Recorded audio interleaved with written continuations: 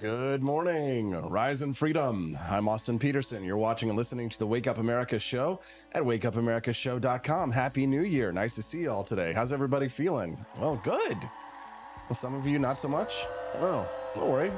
We'll get you in a good mood by the end of the show. Actually, I think you're going to be in a good mood in about 5 seconds when I show you the special guest that we have on set today. You didn't know you were going to get such a special treat. Here she is, the lovely Chamilia Peterson. What's up, CJ? Good morning. Good morning. What do we owe the pleasure? Oh, well, you know, it's the first day of session in the legislature in Jefferson City, so I thought I'd come say hi to a few folks and, you know, do the show a couple of days too. Don't forget, no man's life, liberty, or property is safe while the legislature is in session, but it's a little safer with CJ hanging out here. Remind them of that. Because she fights for liberty. We're glad to have you here. We're going to have a great show. You're going to be here on the full 2 hours today and tomorrow. Tomorrow? Oh, yes. I think everybody's going to like that. Do you think we can make Chamilia blush for all 2 hours today and tomorrow? What do you think, huh? Give it up. And then we've also got another special guest today. Judge Andrew Napolitano going to be joining us. My favorite day of the week. Big brain time. Yes. And you get to ask him questions. That's awesome. Yeah, we're going to talk about, we're going to start with the whole Maine ballot brouhaha.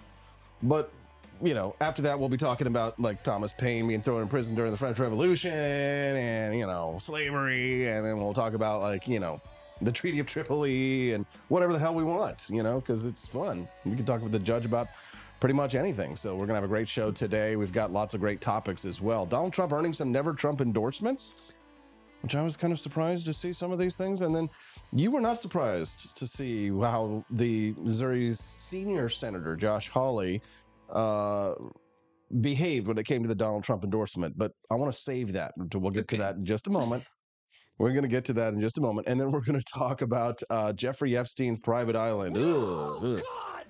No, God, please! It's grossness, but we've got to discuss it because Aaron Rodgers, you know him, football man? No. Mm-hmm. You go, oh, you do? Okay. I know the name. Okay. Aaron Rodgers, basically, he might be getting in big trouble if Jimmy Kimmel's name isn't actually on the list because... Oh, I saw that. Yes. It's like, where did that come from? Like, Yeah, does he just have a beef with Jimmy Kimmel or? I guess he does now. Jimmy Kimmel is firing back at Aaron Rodgers after Aaron Rodgers says, if Jimmy Kimmel's name is on that list, he's in big trouble, blah, blah, blah. Well, Aaron Rodgers is right, but Aaron Rodgers is in big trouble if Jimmy Kimmel's name isn't on that list. Because I just figured there had to be backstory there. Like there's got to be some reason why he would call Jimmy Kimmel out, right? I just haven't seen it yet. Well, Jimmy Kimmel is a turd leftist, so you know there's lots of good reasons to call him out. So we're going to talk about that this morning. I've got clips. Bill Gates, you know, his awkward, smirky, weird interviews about like, obviously I didn't mean to. I shouldn't have met with him 150 times, you know, and gone to his private island. You know, we were just going to have breakfast, you know, and I was surrounded by 16-year-old underage girls. And, Yeah. you know, we're just a little omelet and everything. Like, you know, you want to, you want. Microsoft is more than just the name of his company, some of these ladies reported. Oh, man. I've only had one sip of coffee. It's killing me. It's going to be a great show today. A little PG-13 maybe, but you know what it means. We're glad to have you here. Click like on that show. We'd love to have you come back and join us every Monday through Friday here. If you subscribe to the channel, then you could do that a lot easier. Sometimes people are like, I can't find you. Oh, God, it was such a great show. Somebody was like, it took me 3 months to find this show again. Well, that's because you didn't hit the subscribe button and you don't know who we are. I'm Austin Peterson. This is Chamilia Peterson. We are not related. I'm an SEN. She's an SON, but we're good friends, and she joins us typically every Tuesday and Thursday on the show. But today and tomorrow, we've got her on set in studio for the whole show. So it's going to be a good one. What else do we have in the topics? We've got with the judge, we'll talk about the Maine ballot stuff. And then I kind of want to hear about your new man crush. You know, the Thunder from Down Under. Happy to talk about him. Javier Milei. We talk about him every day because he is, I mean, when you have such an event, I keep comparing it to the fall of the Berlin Wall. You can't let that go unreported, what's happening down there, right? Because it's like, it's an earth-shattering event to have a country go from such a stark side of things economically to the other side completely. It would be as big a story if the country had been anarcho-capitalist for years and then suddenly went full-blown communism, right? Well, I think that's I don't know, maybe, that if they were anarcho-capitalists, it's kind of like the United States, we've kind of the frog in the Hmm. pot of water, we've kind of slowly worked our way into more and more socialism, a little bit here, a little bit there, That's government typically how it grows. goes. Right. And so I guess the question for me is the lesson. When I look at Argentina, I'm like, does it have to get that bad for us before we wake up? I hope not. But did you hear that conversation I had with my friend Alejandro Schifulin yesterday? Yeah, Yes. oh, so he was kind of trying to tamp down my enthusiasm just a little bit Yeah. in the beginning, which is fine because he's right, and we do have to remember that it's not going to be easy. He's not a dictator. He can't just overthrow the table everything right away. Although Javier Milei of Argentina has made massive reforms already introduced major reforms in terms of the airline industry. I mean, hell, if we had a president who deregulated the airline industry here in the United Yep. States, we'd be happy because Yep. we don't get jack squat when it comes to liberty here in the United States. And I'm sick of it. They're coming to get you, Barbara. All right. So speaking of airlines as well, I've got this really great article in the Wall Street Journal, which I imagine you didn't get a chance to read yet, Chamilia, but it's good. It's don't be the worst person on your flight. So, and I've been watching Gavin McInnes a lot lately. He talks about what he does now for these people. You know, the people who like grab their bags and like rush up to the front of the plane when it's over, right? He does this thing now where he blocks them. He like gets up and he like stops them from like cutting in line to get off of the plane. So we're going to talk about that this morning. It'll be fun. And the death of self-checkout. The death of self-checkout? No. Yes. So the cashiers are going to start returning in some of these No. places. I'm What not you in favor prefer? of that. You like the machines? I do a much better job than they do, and I can get out faster. I don't have to wait for them. We should okay, maybe. We're going to debate this later, but I'll tell you this. I kind of feel like they should reduce the price of your groceries like by like 5% or something like that, or like maybe a 2% discount if you use self-checkout, right? Because you're not paying for a cashier to do it, and honestly, sometimes I don't want to do the grocery job right for it. I kind of miss the day when there was like, the kind of like the mentally slow boy who was there at the end of the thing doing your bagging and stuff, and you give him a little tip and you feel good for did your good deed for the year. Well, maybe they haven't been raising prices more because of going to more automation. Bullshit. Just saying. All Like right. if you talk to people who are in the grocery industry and they tell you about the prices, on the wholesale end of what's coming, like it's not good. Okay, well, we'll hear more from your opinions out of your butt a little bit later on this one. Let's hit the top of the show topic. The GOP's most Trump skeptical bloc starts falling in line. Senate Republicans are peeling off to endorse Donald Trump on the eve of the Iowa caucus. The president, Donald Trump, former president, has started earning never Trump endorsements. And the most curious one on here for me when I read this article was Senator Josh Hawley. This was the guy who led the charge on January 6th, like fist in the air. Right. I mean, I'm not saying he wouldn't be the senator right now if it weren't for Donald Trump, but I mean, I was literally in the room when he endorsed Hawley when I was running as well. Right. And everybody kind of knew that sealed the deal. That was over. Yeah. So you would think like, me lovey Trump a long time. But like this article seems to make it appear as if Hawley was kind of dragging ass up to the lectern to endorse Trump. What's the story here? You seem to know something I don't. Well, I just maybe have different opinions. Okay, let's hear it. I mean, I just from observing Senator Hawley, I think he's principled in a lot of areas. He and I disagree vehemently on several issues, but I do think that he is also a very smart politician and he's opportunistic.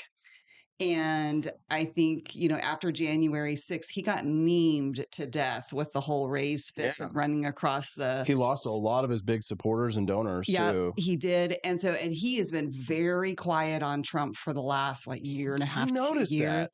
And I think that that's because he was, kind of reading the writing on the wall for a while. And now that it's become, pretty clear that Trump is the front runner and are you sure we're not going to have a DeSantis surge at the last moment? I mean, never say never, but Yeah. But I think DeSantis people clowned themselves. I mean, not to go off on these people or anything like that. I didn't want to dislike DeSantis. It's not that I dislike DeSantis so much, although his campaign, like I do kind of feel about him because the campaign was so weak, and then he really kind of went very authoritarian in the last several months. I guess several months, but like in the last year, like. If he had, here's the thing, I would be 100% behind DeSantis if he had not gone authoritarian and like his movement hadn't kind of become like the mini Trump movement. It's like the cover band, like a lot of people say. right. But like his people are like, ooh, MAGA people are so mean and disgusting, and like all they do is like attack the sixth place candidate online. Like me, I like Vivek Ramaswamy. Austin, you're it's like, why are you attacking me? I like the guy who's definitely not going to win. Well, remember that the first person to come out and publicly endorse DeSantis was Thomas Massey. Yeah, poor Thomas. I think that has confused a lot of people. Yes. But, Massey served in the legislature with DeSantis. Mhm. And when he lists off the reasons, and I think he knows DeSantis very well personally as well. And so it carries a lot of weight with me as far as, what I would trust that DeSantis would do or not do. But the fact that Massey, supports him to the level that he does. He's been campaigning for him right now in New Hampshire. And so but you're right. Like when DeSantis came out and then the whole Disney thing. And, when you're talking about that, you're going to mandate what private businesses do with regard to COVID. That's not. Well, I love the approach that conservatives who are behind DeSantis are taking when it comes to me. And they're like, you're not a real libertarian. Yeah, right. Yeah, we're all advocating some here. Yeah. Like I get it when an anarcho-capitalist is like, Austin, you're not a real libertarian, or just when any libertarian's like, you're not Austin, you're not a real libertarian. But when someone who is not a libertarian is like, you're not a libertarian, I'm like, sus. What do you think, audience? We'd love to hear from you today. You can text the show anytime, night or day. Let me know what's on your mind at 573-319-1586. That's 573-319-1586. Also, a little bit of sad news, but it's really not that bad. And that is that Lear Capital is going away. Unfortunately, we lost them. But that they stuck with us for a very long time. Yes. And we appreciate them because they really went out of their way. And we still do like an affiliate sponsorship with them. So if anyone goes out there and actually buys some gold from learaustin.com, then that'll still help support the show right now. But we are looking for new sponsors and advertisers. So if you know anyone out there, especially if someone has some kind of a business that has a patriotic theme or tie, we'd love to hear from you about getting the word out about your small, medium, large business here on the Wake Up America show. Our audience is definitely growing. There's a ton of momentum behind the show. And the people who come to the Wake Up America show are like family, and we all support one another. So if you or someone has a business that you would like to have, if you're listening to this right now, well, then that advertising worked. So make sure that you reach out to us through the text line at 573-319-1586. Again, the text lines are always open. Let us know what's on your mind. If you'd like to reach out to us to advertise on the show or tell us some guests that you think we should have, again, that phone line is 573-319-1586. Okay, so back to the whole question of the GOP primary. I mean, Donald Trump has it sewed up. I've been saying this for months. Just accepting reality is what it is. He's been angering me lately with his whole like, do we need a beautiful new building for the FBI? And I'm just like, ah. How dare you? Ticking me off, right? Because it's like, we see what Javier Milei is doing in Argentina and South America, and it's just like, just do that. Here's the thing: the FBI like framed him and set him up. Like the FBI wants him dead. Like what is he doing? What is he thinking? I don't understand why Trump doesn't understand who his enemies are. Right? It's like he just brings them in. It's like, I understand like keeping your friends close and your enemies closer. But you don't bring in like Brutus and be like, with the knife and be like, oh, here you go, Brutus, stab me in the back. Please kill me for the love of God. I don't understand this. It doesn't make any sense. It's not 4D chess, okay? Shut up. It's not 4D chess. Do you think that he's doing it because his opponents are saying the opposite? What do you mean? I mean, just for contrarianism, just to be different. No, I don't. I don't see that because I don't think that he doesn't feel threatened. There's no opponents, right? There's like who is a threat to Donald Trump? Well, okay, but he doesn't behave like he doesn't feel threatened. You know what I'm saying? Right, Like right. he sometimes behaves like he feels threatened, and I think that he still has a lot of insecurity going on. I can't imagine that everything that he's been going through has not taken its toll. I mean, how can Yeah, it not? I don't care like that's true. how successful you are, how much you've done over your lifetime. That's like it's been a lot. Well, and isn't this really why? And also because I think that if he wins, that somebody's going to kill him.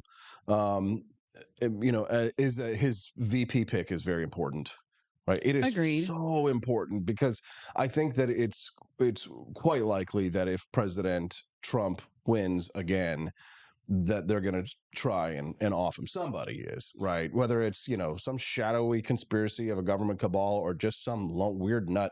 I mean, you've seen how psychotic these leftists are. Just when like Stephanie says that she doesn't think Green Day should be talking about the MAGA agenda. Do you see all those 10 million people coming in and attacking her yesterday for that? That's They're crazy. psychotic. Yeah. They're insane.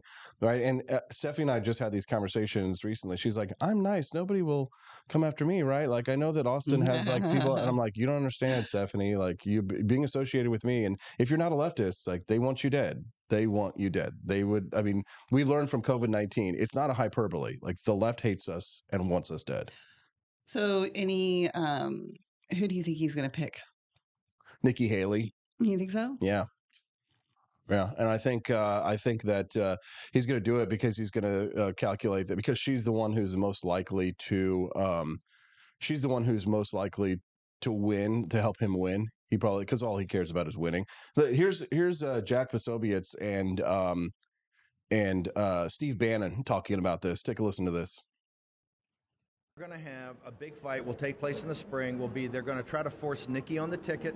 They say Trump needs a woman, Nikki on the ticket. She balances things, and she can bring together that 15% of never Trumpers in the Republican Party. We're going to have that fight. If Nikki Haley is in this administration in any capacity, it will fail. Well, she's a viper. She's a viper, and once she gets in there, she'll try to run it as prime minister. She'll try to be Dick Cheney. She'll try her to Trump. Will be just like Dick Cheney to Bush. That's what she'll try Steve, to do. I have to ask you, because Richard Barris issued a warning about this, a very specific warning, and he went even further. Barris's warning was this. He said, you put her in as vice president, and they will find someone to Lee Harvey Oswald Trump, get him out of there, and make her the president in his stead. And he said if she becomes VP, that guarantees they're going to take a shot at him. I got to tell you, we have to put on the table because Robert Kagan, one of the senior most thinkers in the neocon, vertical.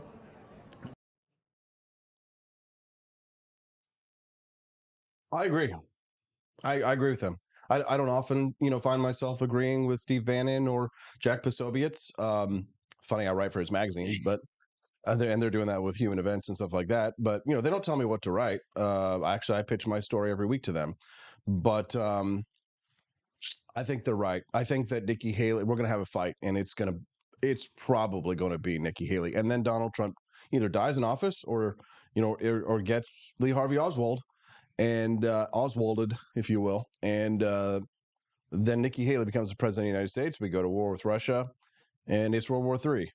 So are we saying now then that the suburban white women vote is what's the deal breaker? Is that what's going to, because before you ladies, we need reform, ladies. Like this is why I say like we have got to stop protecting you. My guess would have been that I thought made sense would have been Ben Carson. But I mean, that's good, but he's not a woman, right? Right. Yeah. So, yeah. You the thing is that you ladies, you are too safe. You are too protected, right? You've got all the first world problems, right? And I think that, suburban moms who feel no danger in life, when they get bored, they want to save the world. And there's nothing worse for limited government than someone who wants to save the world and who has no fucking clue how the world works, who has had everything. She was beautiful from the time she was young. She was pampered. She went to college. She got the university degree. She got the master's degree. She worked her way up in the corporation. Now she's girl bossing and she's watching Netflix and chilling. And she's got maybe one or two kids, and she's the soccer mom, and she's the tiger mom, and she's got everything going for her. And she's never had a lick of self-doubt, because she never had to struggle, because she got all of the scholarships that were available for the diversity, equity, and inclusion hires. And she's got ESG going on at the corporation, right? And then when she walks down the street, there's a big, strong, hulking ape of a man with a gun and a smile to ensure that no illegal immigrant's going to lay his hands on her. But if we take away that cloak of protection, if that big, strong ape of a man isn't there, if the DEI isn't there, if the ESG isn't there, if these beta male orbiters aren't simping for her at the office, at the HR workplace, on the street, as a police officer, if these women feel the danger that is associated with a life of independence and of self mastery, rather than and the doubt that comes with actually failing once or twice in life, then the suburban white moms, when they feel the danger, when they feel the knife at their throat that the rest of us have to feel because we weren't born beautiful and pampered and taken care of, and first world problems for our lives, then they will vote Republican. But only if they feel the danger the rest of us feel. So do you think we're on the backswing of that, though? I mean, because, we've seen kind of a turnaround with pushback against DEI and ESG and all these other things where companies are starting to turn around because of the backlash and because it's not working. Those policies don't work. So we've also seen this with the transgender issue with regard to underage, with regard to minors.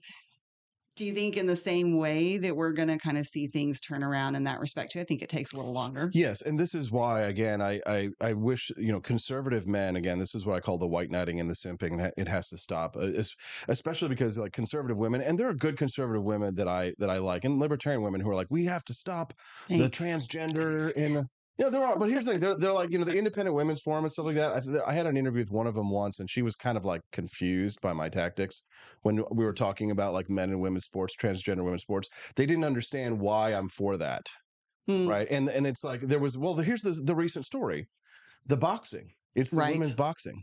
They're now going to start allowing. Yeah, isn't that crazy? And here's the thing: I'm absolutely for it, not because I necessarily want to see women's skulls get crushed, although that will be a consequence of this. But it's because, one, this is what women are voting for. This is what women say they want. And three, no one's forcing them to get in the ring. This isn't like Gladiator or Hunger Games. They don't have to go and get into a boxing ring, right? There's no coercion involved in this. Ladies, you want to step into the ring voluntarily with a man and engage in combat sports with a man, and only then, when they see what's happening to their wives and their daughters and to themselves, will they realize the mistakes that they have made. But that is the cloak of protection. The conservatives are like, we have to protect these ladies. The worst thing you can do, and I saw Alejandro, our buddy, say this: don't help an adult who says they don't need your help. Don't help and if an adult tells you, no, don't help me. There's this great song. I don't know who it by. It's Akon. Don't save her. She don't want to be saved. Don't save her. She don't want to be saved. Don't save her. She don't want to be saved. J. Cole. Okay, there we go. Anybody know this song? Nobody listens to rap, R&B. Well, I mean, I think you're right. And this, to a certain extent, is kind of the free market approach to things, too, is that I think the only thing that's going to be effective, and we saw this with a team, I can't remember what sport it was, where the women walked out and they were like, nope, we're not doing that. We're not playing. There you go. And I think that's what women are really going to have to do. I think that's what's going to be the most impactful. Yes, I agree. That far more than trying to legislate it out of existence. Yes. One time for my LA hoes. Don't save her. She don't want to be saved. No rules. Not Trina, but I swear to God, this bitch will make you call your girl up and tell her, hey, what's good? I love it. J. Cole, and the song is called No Role Models. There you go, guys. All right. Should we move on to an even more PG-13 rated R topic? You got It's time for us to talk a little bit about Epstein's Island. So Aaron Rodgers is having us back for, you know what, here's the thing. We should probably just go ahead and open this up with the severity of this, because I think while there's a lot of jokes to be made and, a lot of like digs that are made and things like conspiracy theories, this is not a conspiracy theory. These are conspiracy facts about the trafficking of underage girls. Take a listen to this. This is one of Jeffrey Epstein's victims. I have spent the last 17 years in my own prison for what she, Jeffrey, and all the co-conspirators did to me. I was raped repeatedly. I was raped 3 times a day sometimes. And I was not the only girl on that island. There was a constant stream of girls being raped over and over and over again. And yes, Ghislaine must die in prison, because I've been in hell and back for the last 17 years. And 27 for me. I was 10 years old when Liz Stein was being trafficked. I was 10. That is how long the sex trafficking ring has been going on. Oh, yeah, we're not talking about one victim here, Chamilia. We're talking about hundreds of young girls, right? Jeffrey Epstein didn't have them all to himself. Okay, and here's the thing. A lot of people are asking questions like, where did Jeffrey Epstein get his money? Now, listen, I thought that Jeffrey Epstein got his money from business deals that he did with the founder of Victoria's Secret. But that may not be the entire picture. You know Buck Sexton from his radio show? Yes. Here's what Buck Sexton has to say about Jeffrey Epstein's money. Take a listen to this. $600 million, $800 million on Wall Street. No one's ever heard of you before. This is crazy, right? Didn't make his money that way. So they don't really know where his money came from, which is a huge red flag in and of itself. And then there's well, what was he doing? He's running, we believe, right, a surveillance and blackmail operation, which likely involved, from everything we can see, putting very powerful, very wealthy men in situations where they were engaged in sexual activity with underage girls, right? That, I believe, am I on point with this so far? Like, yeah, that, is that right? Yeah. That is what the general belief is about what he was doing. How is it that we are sitting here now after he committed suicide in the prison where no one had ever been able to commit suicide before, after Ghislaine Maxwell has also gone off to prison, and we've learned nothing from her trial, Sean. Nothing. She's just going away for 20 years. Just, we're not hearing a word about it. Oh, okay. Not a single person that I can think of, have we been told, is the actual target of this blackmail, with the exception of that British royal guy and, whatever, Prince Andrew, right? And it's just wild, because it's like, how did Prince Andrew, of all people, not avoid the guillotine? You know what I mean? How did he get away with that, right? You would think that like a member of the royal family would have been protected, but maybe it was just because like the evidence was too obvious. Like Virginia Giuffre had that picture, right? So, well, did you talk about yesterday the lady who was in the interview who was telling about all the information that they had like 3 years ago or whatever it was, and she said that it was the royal family that put all of the pressure on them not to release it. Right. So so here's the thing. Who was he extorting? Who was he blackmailing to get this money? The next video I'll show you is just alleged. These are allegations. Take a listen to this. You had a number of meetings with Jeffrey Epstein, who, when you met him 10 years ago, he was convicted of soliciting prostitution from minors. What did you know about him when you were meeting with him, as you've said yourself, in the hopes of raising money? I had dinners with him. I regret doing that. He had relationships with people he said, would give to global health, which is a interest I have. Not nearly enough philanthropy goes in that direction. Those meetings were a mistake. They didn't result in what he purported, and I cut them off. That goes back a long time ago now. So there's nothing new on that. It was reported that you continued to meet with him over several years, and that, in other words, a number of meetings. What did you do when you found out about his background? Well, I've said I regretted having those dinners. And there's absolutely nothing new on that. Is there a lesson for you, for anyone else looking at this? Well, he's dead, so in general, you always have to be careful. And I'm very proud of what we've done in philanthropy. Very proud of the work of the foundation. That's what I get up every day and focus on. So really what he's saying is people will look the other way if there's enough money involved, and they'll ignore their instincts. And like Epstein is probably a sociopath, probably very good at ingratiating himself with people. Don't you think that they thought that they could get away with anything, that they were so wealthy? Sure. I mean, like, wouldn't you think, if you try and get inside the minds of these perverts, that if you had a private island, that well, here's the thing, Epstein says to you, it's a private island, no one's going to see anything, right? But we live in the 21st century, cameras exist. Right. Yeah. So here's the thing. If some billionaire asks you to go to a private island and is like, oh, it's going to be all secret, there's lots of girls there, blah, blah, blah. Right. You don't think, how do you become president of the United States like Bill Clinton and not think, there might be some hidden cameras here or there, something like that? Like, how would you not? Right. How would you not? How stupid these people? It's not that they're stupid. They're smart. They were so convinced of how intelligent they were that they screwed up. It's like intellectuals in socialism, right? They're so smart that they're so open-minded, their brains fall out. Well, I think then, and I would not even begin to know, or it's hard to even imagine, but I no doubt that when you're in that bubble and that's your life, and those are the people who surround you, that you feel untouchable. So that's not surprising. Plus, people who are also in those positions are typically also there because they have very large egos. By necessity, right? Yes. So I think that adds to that as well. And then once you've said yes and you've gotten involved the first time or two, then it's hanging over your head. Yeah. The biggest story that's happening right now that's breaking news related to this is the feud that's developing between the New York Jets player Aaron Rodgers and Jimmy Kimmel.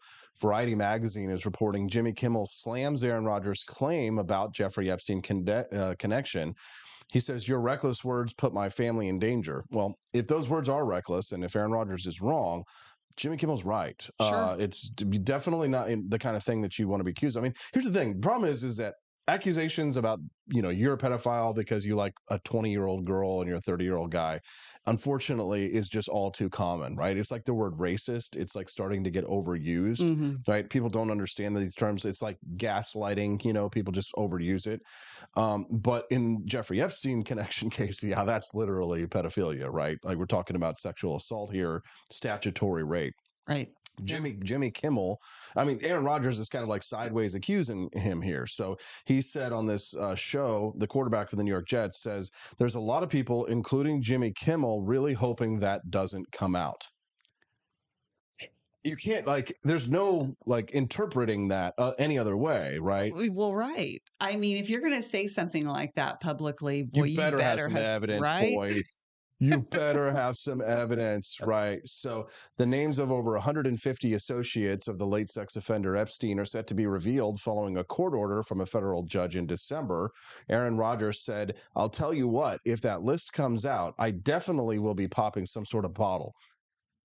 Why? Here's the thing. I want to see Jimmy Kimmel go down.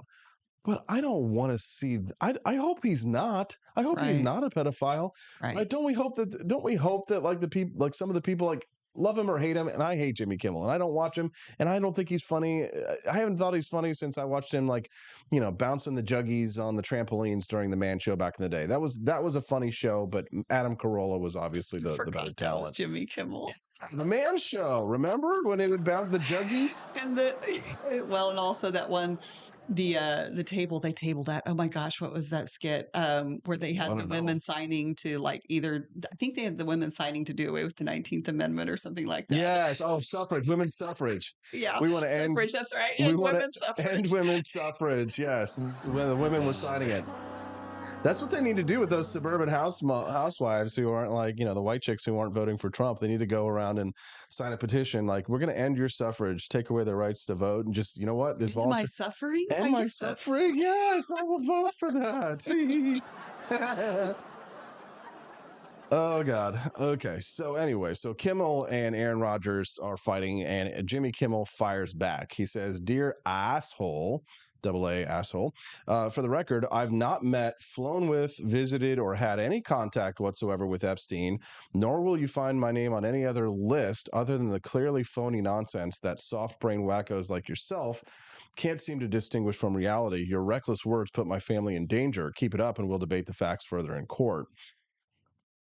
Have they said when they are Supposed to happen yesterday. Okay, because But I I was haven't like, seen it I yet. keep seeing it talked about, and they're going to do it, and they're going to do it. And I'm like, when? I thought it was like, already. Yes, for sure. Midnight Rider reminds us I think it's his first time here on the show today. Good morning, Midnight Rider. welcome. What's up? Says the man show was degrading to women. That's why it was good. That's why it was funny. Everybody deserves to get made fun of, even women. Okay. You're not floating above us. You're not better human beings or creatures or angels. Like, I make fun of Chamilia. Chamilia makes fun of me, right? She's got one glass eye, and I make lots of I make fun of other women. Yeah, she does. I make Cyclops jokes and things like that, right? It's funny, okay? Women, we had this with a friend of ours where he's got like this kind of overly protective instinct about women and stuff. He's like, here's a tip: never say something about women like this, blah blah blah, or your wife, or make her feel uncomfortable and all this kind of stuff. I'm like, bro, like don't save her. She don't want to be saved. Don't save her. She don't want to be saved. Captain Save a Hoe. It is just one of the It is just one of the most important things to be able to have a sense of humor and to be able to laugh at yourself. Exactly. Oh my gosh. Midnight Rider says disgusting men. Yeah, that's why we're cool, right? We're disgusting. Whatever. Yeah, we're the disgusting men who go and clean the disgusting sewer pipe from the disgusting poop that you all take. Okay, those things may all be true, but Plumbers. do not let them deceive you. They are also the romantics who, are, I'm losing my words, but, sentimental. That's what I'm looking for. Men are the gentlemen. Men are the sentimental ones, true. for sure. Women are cold, hard rationalists, as we know from our H.L. Mencken. But we do care for the children. Yes. And who do the sons call for on the battlefields when they're dying? I think we've triggered Midnight Rider because now she is saying, probably your wife on the trampoline. It was funny, trampoline. But what's funny is how quickly Captain Save-A-Ho will go from like saying, "Don't you denigrate women," to denigrating a woman. Did you notice how quickly that was? Sure. Yeah. So Midnight goes, "Disgusting men. Don't say these about women," and then immediately starts attacking a woman. Right? Get the fuck out of here. No one should be exempt from ridicule in some way. So anyways, the Wake Up America show is brought to you in part by apforlibertyshop.com, which if you're noticing right here in front of Chamilia are all these delicious boxes of Founding Flavors coffee. Some of you are drinking some this morning. You can get Founding Flavors coffee exclusively at apforlibertyshop.com. That's AP, the number 4. Grab that box of Thomas's Painkiller, will you, Chamilia? You'll be my model, my cycloptic model. This is patriotic part. No, get there we go. How dare you? Sorry, Grab this is my favorite. Get Thomas's Painkiller right there, and you can see. There we go. Yes, that's delicious. Have you tried the Painkiller yet? Yes, very good, isn't it? I bought this one. Yeah, Thomas's Painkiller you can get over at apforlibertyshop.com. Compare us to some of the other premium coffees online. When you calculate it in shipping, we're actually just a little bit a hair cheaper than most of the brands that you see. Remember, shipping is included in the price. You can actually save money if you buy more than one box. So bundle and save. And if you are a big fan of Founding Flavors coffee and you've already tried it, today's a great day to sign up for a monthly, bi-monthly, tri-monthly subscription, or you can even get it every 2 weeks. We got some people who are so addicted to it, they got to get every 2 weeks. So. And the Painkiller is the Colombian single origin. I really like that one. I really like the Jeffersonian too, because I've started to move more from, I used to really like dark roast and kind of starting to move towards light roast. I think the Jeffersonian's the light roast. Yeah, the Jeffersonian Java is the light roast. I gave away so many boxes of it for Christmas as Christmas gifts and stuff. So I'm hoping more people get at. I'm like the pusher, the drug pusher. You know what I mean? It's like, taste it. Come back and buy some, kiddies. You like it, right? It's delicious. Get that at ap4libertyshop.com, where you can take care of all of your freedom merch needs. Did you see that I designed a new shirt this week? The pink AK-47, the electric AK-47 neon Is it Hawaiian shirt. not the leopard print? Yeah, the leopard print, right? So Okay. it was inspired by that leopard print shirt that I have. Your TJ Maxx find. Yes, like the most epic find from TJ Maxx ever. So, I dabble in fashion design, and I designed this awesome leopard print shirt like mine, but the one that I have has little pink AK-47s on them. Oh, Yeah. okay. I did not Check see it it out. up that close. Yeah, Okay. lean All in right. the eye right over here. There you go. You can see the little pink AK-47s I on there. totally missed that. I just saw the leopard print. Okay, so I'm gonna be honest with you here. What? Let's hear it. Every time when I saw you at first in that shirt, all I could think about was how you told me one time that animal prints were like the worst thing women could wear. Yeah, it's true. Listen, that's true. But here's the thing: women wear the black and brown and a leopard prints and stuff. It's very stripper. You know what I mean? Gives me stripper vibes. But dude, that's not the same thing. No, that is not this, right? So, the thing is that whether I'm in Miami hanging out on the beach, or if even if I'm just hanging out with friends, or I go to a party and I wear that shirt. Yeah. Every single person is like, that is an awesome shirt. Guys are like, where can I get this? If you get the Liberty Retro Electric AK-47 Aloha shirt, quite a name, then you can be cool as I am. So check it out, ap4libertyshop.com. And I know people are big fans of our friend Javier Milei. You can get tons of Javier Milei merchandise as well. He actually, did you see he posted most of my merch? Yeah, I know. that's He's so crazy. Wild. He's a crazy South American Argentinian president of his entire freaking country. I think he appreciates your filthy capitalism. Yes, I think he does. I think he does. Yay! Blutreich says, looks like something you'd find in an 80s roller rink. Hell yeah. Exactly. Kind of like the shirt that I'm wearing right now. Urs mommy says she's going to buy one of those shirts and wear it to her next company meeting. Great idea. That could be fun. That's great. Oh, there you go. And so not only do we have awesome hoodies, afuera hoodies featuring Javier Milei, but if you just go to our search bar and you type in Javier Milei, then you can see all of the awesome products we have. We've got a mug, we've got a hoodie. I really wanted to get that mug. My girls just told me you need to clean out the coffee cabinet. Oh, you got a lot of coffee mugs? Well, which one did you like better? Did you like the one of him doing the thumbs up, or did you like the Javier Pepe one better? Oh, the thumbs up. The thumbs up one? Yeah, okay. The Pepe thing, I was I'm not a big fan of that. I don't really care. Pepe's It's popular. Yeah, it's very popular these days. We've also got vacuum insulated bottles, a copper bottle. And we also, and which is a good price for a copper bottle, $37, and it's delivered. You can get that at ap4libertyshop.com. And our most popular item is the Viva la Libertad Carajo, Javier Milei, president of Argentina shirts, which has 5-star reviews from our friend Mary Kramer. So there you go. Check it out, ap4libertyshop.com. All right, we're going to take a brief commercial break. When we get back, let's talk about Claudine Gay, the exiled head of Harvard, and then we're going to talk to Judge Napolitano. It's Big Brain Time on the Wake Up America show at wakeupAmericaShow.com.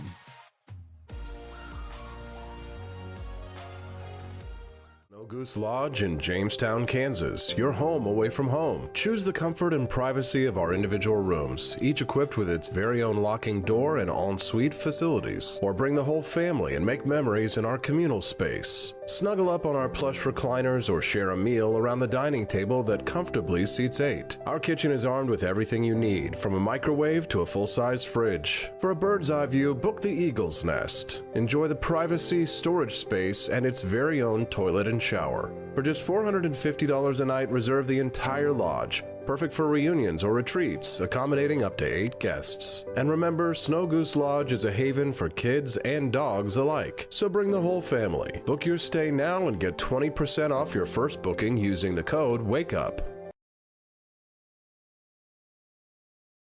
Expanse of time, a year might seem like a mere moment, but oh, what a year it's been. In September 2022, Austin and Stephanie Peterson embarked on a journey to wake up America. They began humbly, with just 20 souls tuning in, learning, listening, and though challenges arose, like the looming shadow of YouTube demonetization, their spirit never waned. And now, thanks to you, thousands rise with the sun to join them, to listen, to engage, to be a part of a community.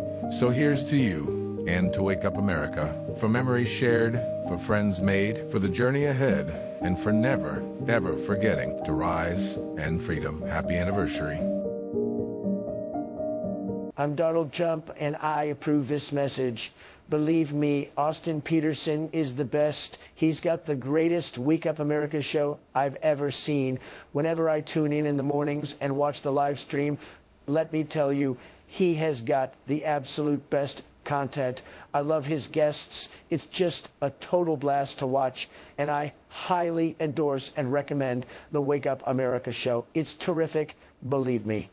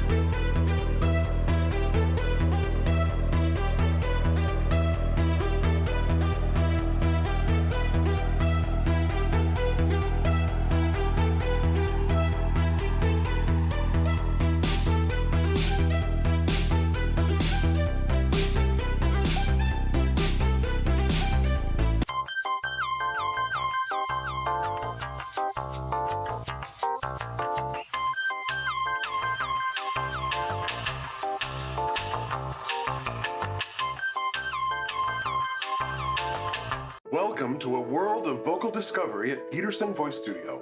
I'm Justin Peterson, here to guide your musical journey. Envision a place where your voice reaches new heights, where every note tells a story. We embrace all singers, from the enthusiastic shower vocalists to aspiring stars, ensuring each voice finds its unique rhythm and tone. Are you ready to elevate your voice? Visit PetersonVoiceStudio.com and sign up for remote lessons tailored just for you. Let's begin this melodious journey together.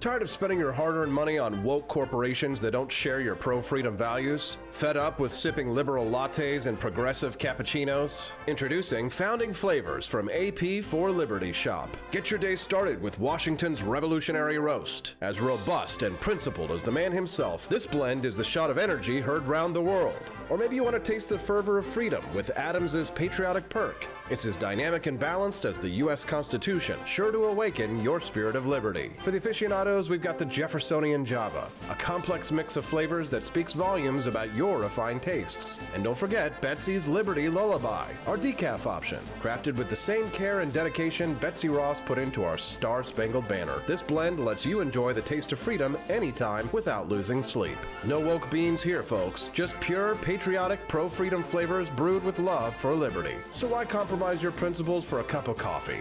Stand up for your values, perk up your patriotism, and start your day the American way. Get your founding flavors at apforlibertyshop.com.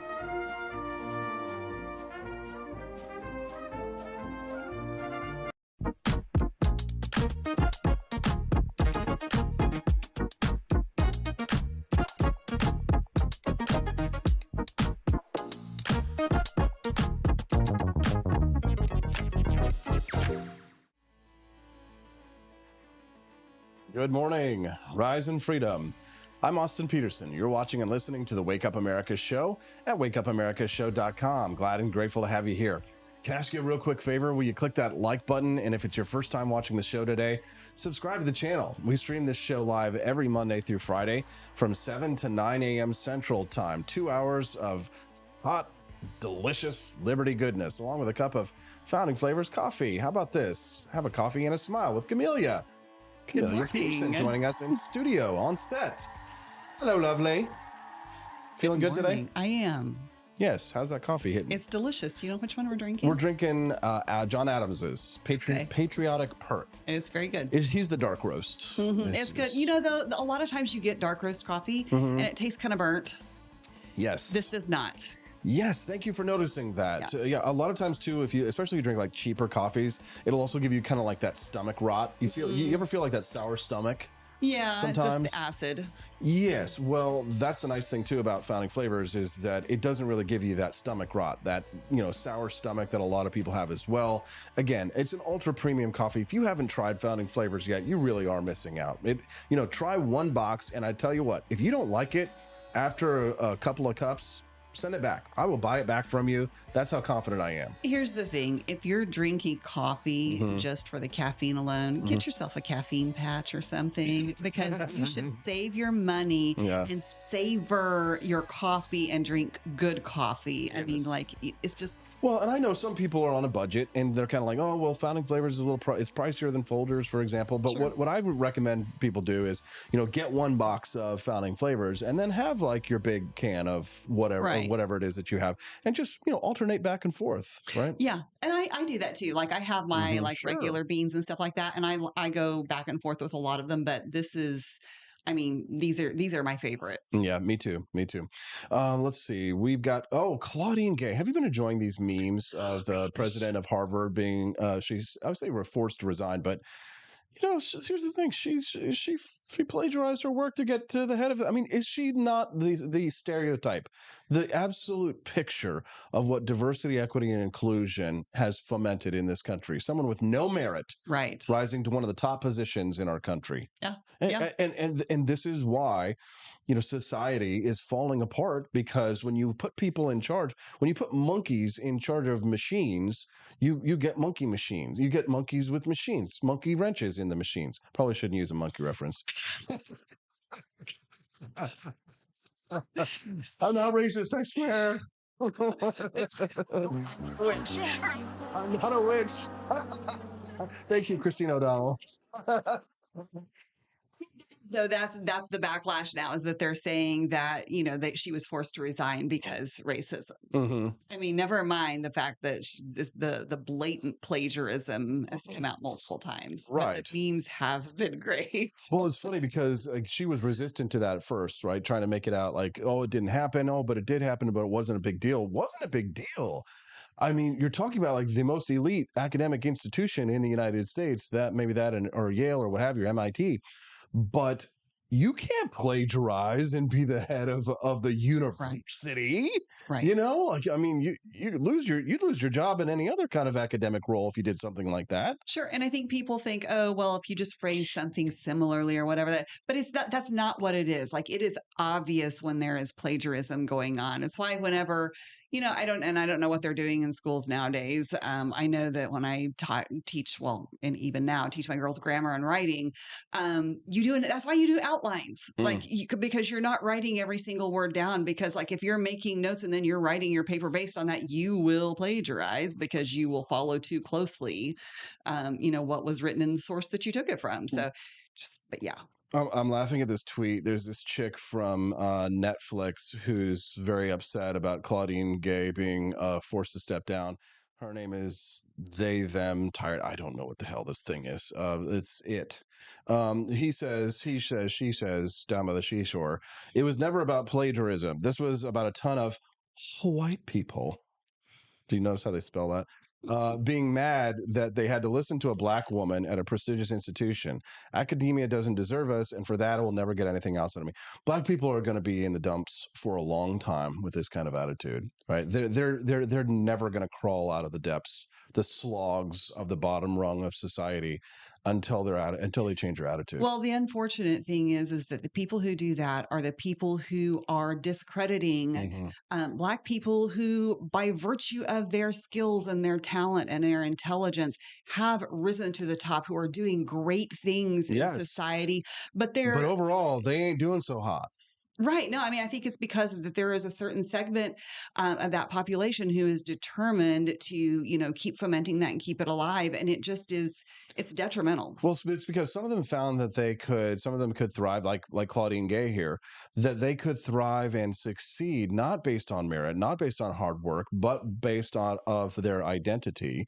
And their identity alone. And that she knew that there's the arrogance, the ego on this woman, that she could succeed, that she could even plagiarize and get to the top.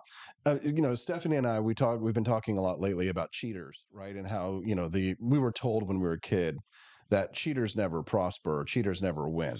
That is, I'm not going to say that's a lie, but it's not necessarily true.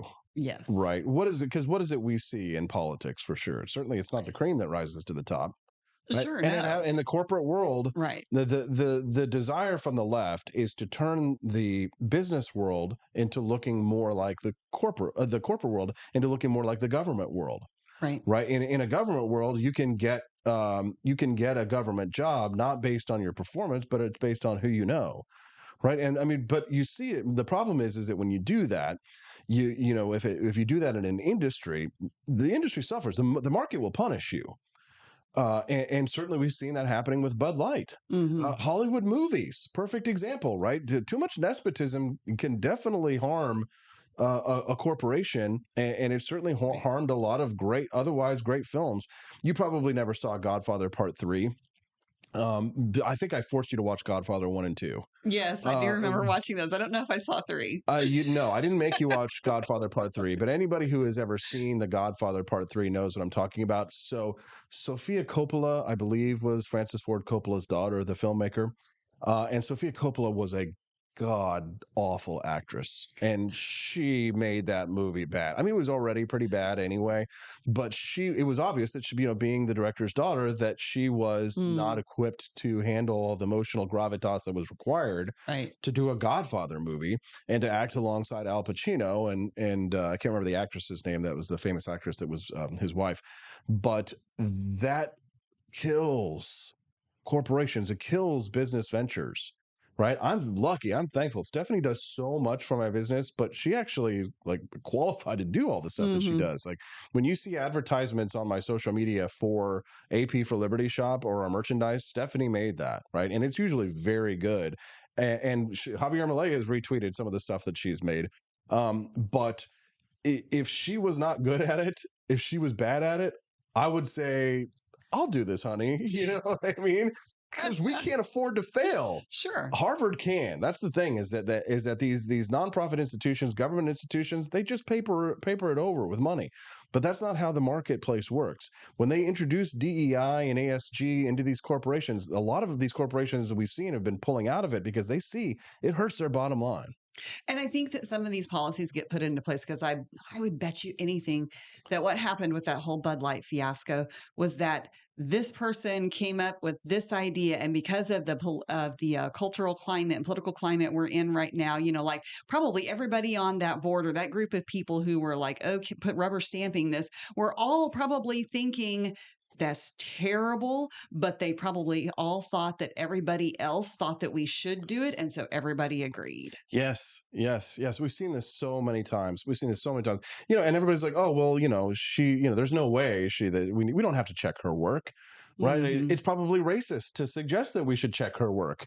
Right. If she had been offered an iota of scrutiny, then their alarm bells would have been going off, or the racist bells and stuff like that. They're already claiming racism is the reason that she was forced to step down. Right. I don't care if she was she's an old white lady. We'd doing the same thing. We would have savaged her. Right. And rightfully so. A little bit of hope in this area. So I think there are people who are out there that are fighting against this in the Black communities. And I have a friend in St. Louis City who is doing this. And one of the things that he told me one time, he talked a lot about, he had a different experience because of the desegregation program. He was bused to a wealthy public school outside of the city. And that really changed his perceptions of what he could do with his life. And so he, one of the things that he does right now is he does men's groups where they read big idea books. And he said one of the biggest needs in that community is critical thinking skills. And so he's actually doing the work to do that and seize that need. And that's what we need, like all over the place. We need all of those people in their local communities doing those things. That's what will change things.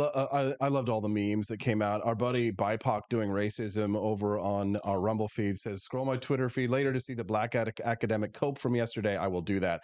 But we've got to go get Judge Andrew Napolitano. He's waiting for us right now. We're running a little bit late. Judge Napolitano to talk about what's happening with Donald Trump being thrown off the ballot in Maine when we get back on the Wake Up America show at wakeupAmericaShow.com. Force behaviors, and at BlackRock we are forcing behaviors. Mao ordered his citizens to throw off the four olds: old thinking, old culture, old customs, and old habits. So your whole life went in the garbage overnight, no biggie. And those who resisted were attacked by an army of purifiers called the Red Guard, who went around the country putting dunce caps on people. Yeah, who didn't take to being a new kind of mortal being. If you don't force behaviors, whether it's gender or race or just any way you want to say the composition of your team, you're going to be impacted. Well, things haven't been so sweet for Ben & Jerry's after the company posted an anti-American tweet, a few of them, on the 4th of July. The ice cream makers declared the United States was founded on stolen indigenous land. Well, someone should tell Target that, because they're now selling swimsuits with tuckums in the women's section of the store. And they even have a line just for kids. Yeah, we're going to reach out to Ben & Jerry's and ask them how they can live with themselves as they operate a multi-billion-dollar company on stolen land while declaring other people give up their so-called stolen land. This is the child section. This is literally the kids section. I'm next to a literal onesie that says whatever the hell that means. We have "Glad You Came Out" and "I'm so happy that you're queer" in the kids section. Are you kidding me? I'm sorry, but pride and toddler don't belong in the same sentence. Good morning. Rise in freedom. I'm Austin Peterson. You're watching and listening to the Wake Up America show at wakeupAmericaShow.com. Do me a favor, click like and subscribe to the channel. We'd love to have you come back and join us here on the regs. Every Monday through Friday from 7 to 9 a.m. Central Time, the Wake Up America show streams live. And I know everybody's favorite guest is our Wednesday regular guest, who's going to be joining us here in just a moment. But I do want to say thank you to Rumble.com for putting us front and center right at the top of Rumble.com. We appreciate that. If you're listening to us down there in Sarasota, Florida, thank you so much.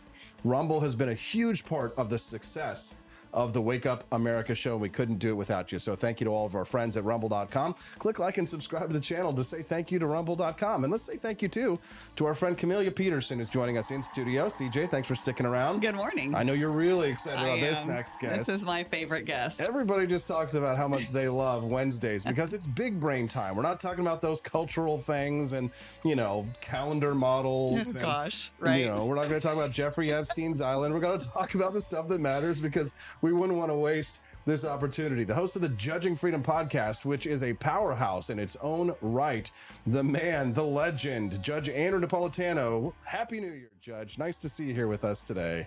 Austin and Chamilia, it's a pleasure to work with you, and thank you for having me on this morning, and thank you for, as always, the generous introduction. Of course, Judge. Even Democrats are coming out and saying that this push to remove Trump from the ballot is not going to work. Colorado, Donald Trump gets put back on, but he's taken off the ballot in Maine. Is what the Democratic Secretary of State of Maine done, is that legal, what she has done? Do you think this is going to help them politically? Give us your big picture take on all this, Judge. Well, I don't think it helps the Democrats politically, and I think the Democrats recognize that. Legally, what she did is within her authority to do it, but it has to be challenged because this has never happened before. Someone being disqualified to run for president of the United States because of having participated in an insurrection. I mean, Jefferson Davis and Robert E. Lee did not run against Ulysses S. Grant for president. And if they did, if they had, the 14th Amendment would probably have barred them from doing so. The problem is Congress has never set down standards for the application of the 14th Amendment. So there are parts of the Constitution which are called self-executing. meaning they don't need a statute to explain how they work. An example is Congress shall make no law abridging the freedom of speech. Well, if Congress tries to silence Austin Peterson, he just goes to a court and gets that statute invalidated. But the 14th Amendment is a lot more complex than that. And it says, whoever having taken an oath to uphold the Constitution, participated in, aided, or abetted an insurrection shall not be qualified to become an officer of the United States. But it doesn't say how that is to be proven. So in the years following the Civil War, someone like the Secretary of State of Maine would say, and I'm just going to use you as an example to tweak you.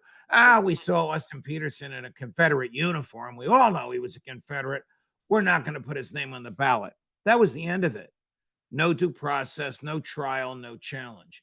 But as we moved away from the Civil War, and as the generation of those who participated in and lived during the war passed on, and as we got into the 20th century, and as our respect for due process became more sensitive and more refined, we entered an era where the government did not interfere with life, liberty, or property without a trial and proof of fault and ability to challenge evidence. That happened in Colorado. That did not happen yet in Maine. I say yet because the Trump people, in my view, quite properly have appealed the decision of the Secretary of State, and they've actually asked for it to be reversed. What will probably happen will be a hearing of some sort. This is where there's potential hot water for Trump. There is a doctrine called res judicata, R-E-S-J-U-D-I-C-A-T-A, a fancy Latin phrase meaning the thing has already been decided. So there was a 3-week trial in Colorado in which Trump lawyers did participate. They didn't take it seriously, but they participated. Donald Trump did not testify. The Trump people did not produce eyewitnesses. They produced professors who expounded on their opinion of what an insurrection was.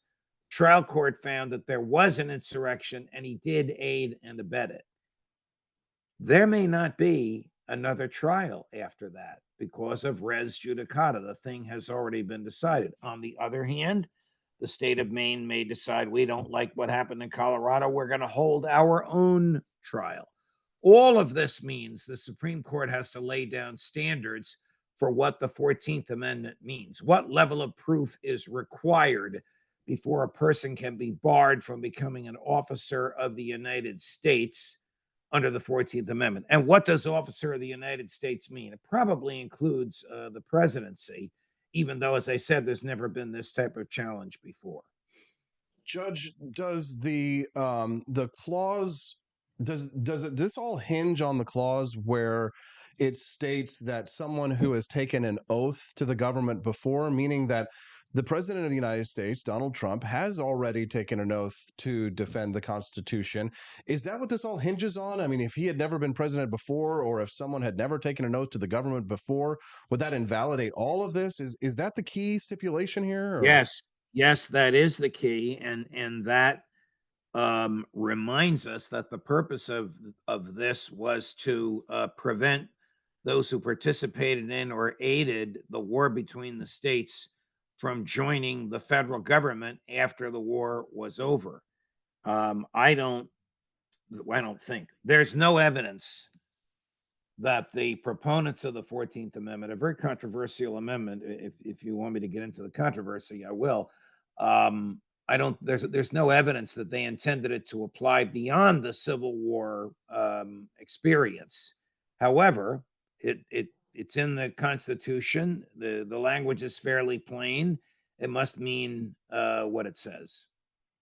Judge, do you think that January 6th qualifies as an insurrection? I don't.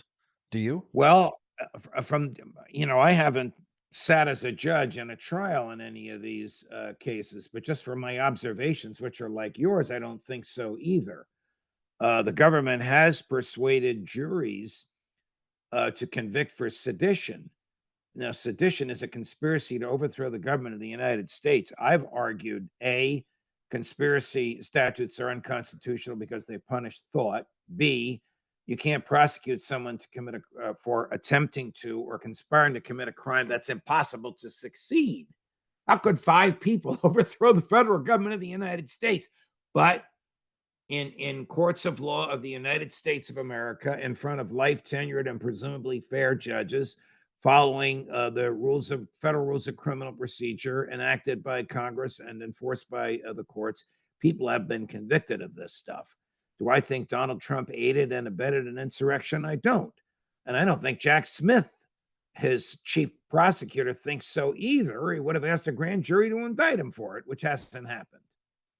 You're just tuning into the Wake Up America show. Good morning. We're glad and thankful to have you here. The numbers are climbing like crazy. I think it's because of my current guest, Judge Andrew Napolitano, who's joining us now. I'm live in studio as well with my friend Chamilia Peterson, who's joining us. Don't forget to click like and subscribe to the channel so you can get more content like what you're hearing now. Chamilia? Yeah, there's a lot about the 14th Amendment that I had not been aware of. And so I was not aware of the reasons why it was put into place. And so and he kind of already answered this, but my first thought was that is there any precedent at all? I mean, has this ever been adjudicated before in any way, or is this like the first time ever? Yeah. Is this new, Judge? It is new for the presidency. There is some very, very old 19th century cases upholding the decisions of state election officials to bar individuals from being put on the ballot, but none of it is instructive for today. The purpose of the 14th Amendment is to apply the first 8 amendments, which generally characterize fundamental liberties: speech, travel, self-defense, privacy, religion, etc., due process, onto the states to prevent a repeat of the states taking a category of human beings, African Americans, and removing them from the protection of the Constitution. The 14th Amendment was intended to prevent that from happening. The reason it is so controversial is twofold. One, New Jersey and Ohio rescinded their ratifications after they ratified, and the Congress rejected the rescissions and only accepted the ratifications. Two, this language is Justice Scalia's, not mine. The southern states adopted it with a gun to their head. Remember what happened in the southern states from 1865 to 1876. They had military dictatorships, and the condition of the removal of those military dictatorships was the adoption of the 13th, 14th, and 15th Amendments. Notwithstanding those two controversies, it is a part of the Constitution, and it has uniformly been upheld. But this particular clause has never been defined or refined by the Supreme Court. If the Supreme Court does not tell us what the clause means, that will let the Colorado decision stand. That will unleash a dozen or so other states to do the same thing, applying their own standards. So Michigan says this doesn't keep Trump off. Minnesota says it doesn't keep Trump off. Colorado says it does keep Trump off. The Constitution cannot mean different things in different parts of the country, or it's not a constitution. The Supreme Court knows that. So the Supreme Court is meeting this Friday, January 5th, to decide whether or not to hear the appeal of the Colorado case. I'm sure it's going to be unanimous that they will hear the appeal, and if they can agree, set down standards for the application of the 14th Amendment.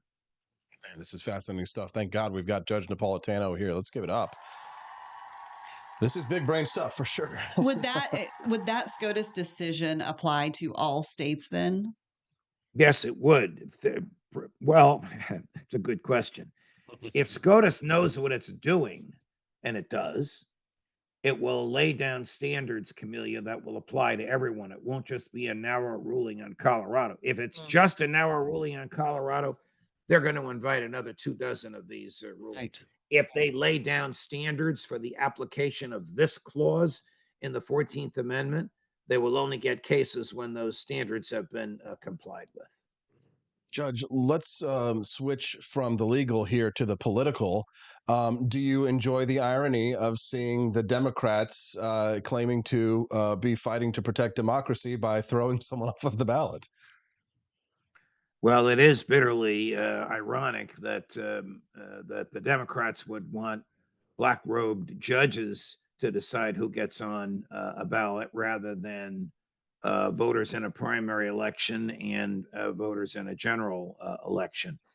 There's a lot of fear of Trump, particularly of things he's been saying lately. And a lot of Democrats and some Republicans actually are so terrified that he might be president and might actually do these things that they're willing to go to great extremes, traditionally not associated with democracy, to prevent him from entering the White House again. The Democrats appear to be willing to make war. I feel like the difference between ourselves and true conservatives, true libertarians, and the socialist left, the Marxist left, the international socialist globalists, Judge, as we understand them, is that they have no limiting principles versus us, putting us at a distinct advantage. We have limiting principles. If we were to take over government, as Javier Milei has done, it would be to limit the power that the president would have. If we were to take power, we would be willing not to use power. Now, this, of course, stands in contrast to many of the national conservatives, like your J.D. Vances and Josh Hawleys and many others who are actively fighting the libertarians of the Republican Party or the right, saying things like, "What's the point of having power if you don't use it?" Right. Well, this is why George Washington was such a great man, because he had power and he walked away from it. But it does put us at a distinct advantage in fighting our enemies, does it not? How can we make war on Democrats who have no limiting principles and win, Judge, when the rules of engagement heavily favor them versus us? This is a tactical Well, question. it's very difficult because we have a society where um, half of the people in the society are have-nots that expect the government to take from the haves and give to them, and they rely on that. So the Democrats and some Republicans have succeeded in producing a state of subservience on the part of so many people in the country, and they will only continue to vote for whoever brings home the bigger piece of the pie. Jefferson and Hamilton hated each other and rarely agreed on anything, but they agreed on this. When the public learns that the public treasury has become a public trough, they will only send to Washington people who promise to bring home the biggest piece of the pie. The history of the federal government is the history of that. The best book on this, you know it, you've read it, is Crisis and Leviathan by Bob Higgs. Now, he shows how every time there is a crisis, the government grows. But every time the government grows, more and more people become dependent on it, and they will only vote for those who promise to feed that dependency. So even though freedom produces a happier existence, more prosperity, more peace, a better lifestyle, a longer life, we live in a society that is afraid of freedom. And so a Ron Paul in the White House, or a me as the Chief Justice of the Supreme Court, or you in some significant governmental position as the leader of the Republicans in the Senate, it'd be almost inconceivable that we could succeed without like-minded people with us. I mean, it would take 67 senators agreeing with you, and 5 justices agreeing with me, and a public agreeing with Ron Paul before these things can happen, because they would be such a radical change. And what are these things? They're all based on, leave me alone, stay out of my bank book, stay out of my bedroom, stay out of my face, let me go where I want, say what I want, do what I want, let me exercise my natural rights as long as they don't interfere with somebody else's natural rights.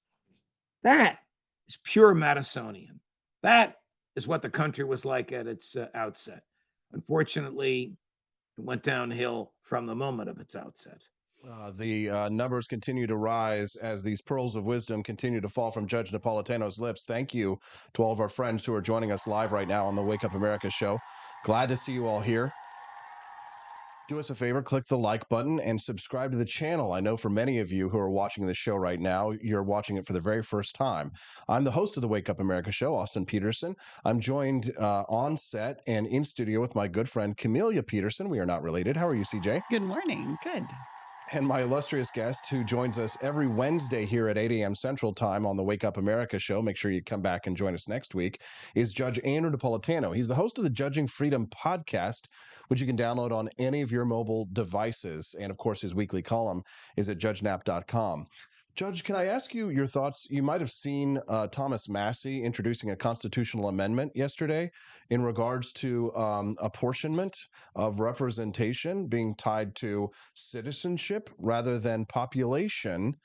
I didn't realize that was the case. Chamilia and I were talking about that this morning, that that representation is tied not to the number of citizens in a district, but to the number of people, the population in a district. He wants to change that and codify it in the Constitution. Your thoughts on this? Well, I didn't know about it until you just mentioned it. And he is a dear friend and I love him. And if we were in Congress, our voting records would be nearly identical, but that would radically upset the rest of the Constitution, because the Constitution protects persons. It doesn't protect citizens. It doesn't matter where your mother was physically located when you were born. Your rights are natural. This is not something that all libertarians accept. Conservatives reject it. Liberals don't understand it, because that opens the floodgate to natural rights, which means that there is an authority higher than them, an authority higher than the government. But I would be loath to limit this just to citizens rather than to persons. Now, I haven't talked to him about it. I don't know what his reasons are. I don't know the wording in it, but that's my initial reaction. This will open the floodgates to classes of human beings here, which will produce dangers unforeseen and unwanted.